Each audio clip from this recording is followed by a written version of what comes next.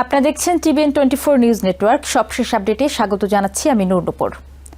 ইরানের সঙ্গে চলমান যুদ্ধে আরও 2 জন আমেরিকান সেনা সদস্য নিহত হয়েছেন বলে সোমবার বিকেলে আমেরিকার সামরিক কর্মকর্তারা জানিয়েছেন।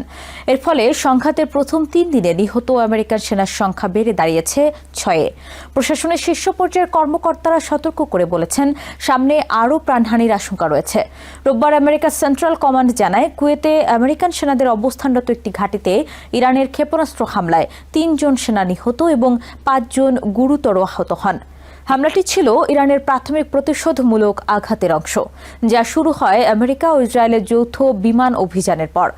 সোমবার সকালে আহতদের একজন চিকিৎসাধীন অবস্থায় মারা যান বলে নিশ্চিত করা হয়েছে।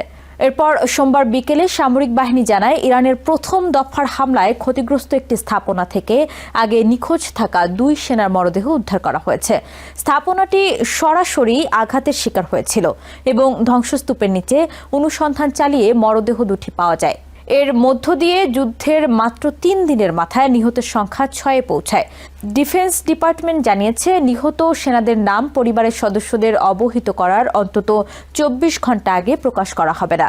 আহতদের কয়েকজনের অবস্থা এখনও আশঙ্কাজনক বলে জানা গেছে। এই প্রাণহানির ঘটনা এমন সময় ঘটছে যখন আমেরিকা ইরানের বিরুদ্ধে কয়েক দশকের মধ্যে সবচেয়ে বড় সামরিক অভিযান চালাচ্ছে। অপারেশন এপিক ফিউরি নামে পরিচিত অভিযানে ইরানের সামরিক নেতৃত্ব, ক্ষেপণাস্ত্র ঘাঁটি, গোয়েন্দা অবকাঠামো এবং ইসলামিক রেভলিউশনারি গার্ড কোরের স্থাপনাগুলোকে লক্ষ্যবস্তু করা হয়েছে। অভিযানের প্রথম ঘণ্টাতেই ইরানের সর্বোচ্চ নেতা আয়াতুল্লাহ আলী খামেনি নিহত হন, যা আঞ্চলিক শক্তির ভারসাম্যে বড় পরিবর্তন এনে দেয়।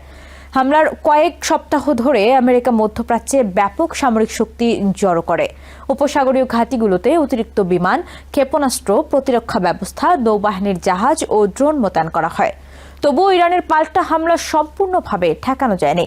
ইরান বহু বছর ধরেই উপসাগরীয় অঞ্চলে আমেরিকান সামরিক উপস্থিতিকে লক্ষ্যবস্তু হিসেবে বিবেচনা করে আসছে। কুয়েত, কাতার, বাহরাইন ও ইউনাইটেড আরব আমিরাতে আমেরিকার ঘাঁটি রয়েছে, যেখানে হাজার হাজার সেনা মোতায়েন থাকে। বিশ্লেষকদের মতে এই ঘাঁটিগুলো ইরানের স্বল্প ও মধ্যপাল্লার ক্ষেপণাস্ত্রের আওতার মধ্যে। ইরানের প্রতিশোধমূলক হামলা শুধু কুয়েতেই সীমাবদ্ধ নয়, উপসাগরীয় একাধিক দেশে ক্ষেপণাস্ত্র ও ড্রোন হামলার সতর্কতা জারি হয়েছে। আকাশ প্রতিরক্ষা ব্যবস্থার সর্বোচ্চ সতর্কতায় রয়েছে এবং বেসামরিক বিমান চলাচলেও বড় ধরনের বিঘ্ন ঘটেছে। পেন্টাগনে সংবাদ সম্মেলনে ডিফেন্স সেক্রেটারি পিট হেগসেথ বলেন, যুদ্ধ ভয়াবহ এবং সবসময়ই তাই থাকবে। তারা জানেন এই লড়াইয়ের মূল্য আছে।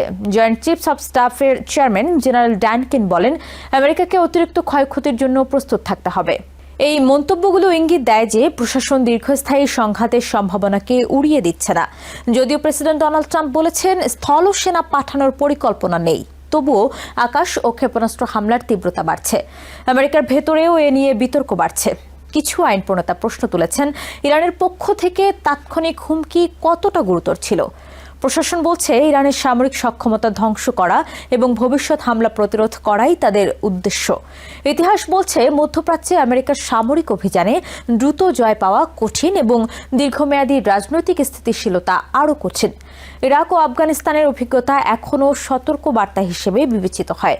সংঘাতের মাত্র 3 দিনের মাথায় 6 জন সেনার মৃত্যু দেখিয়ে দিচ্ছে এই যুদ্ধের মূল্য দ্রুত বাড়ছে।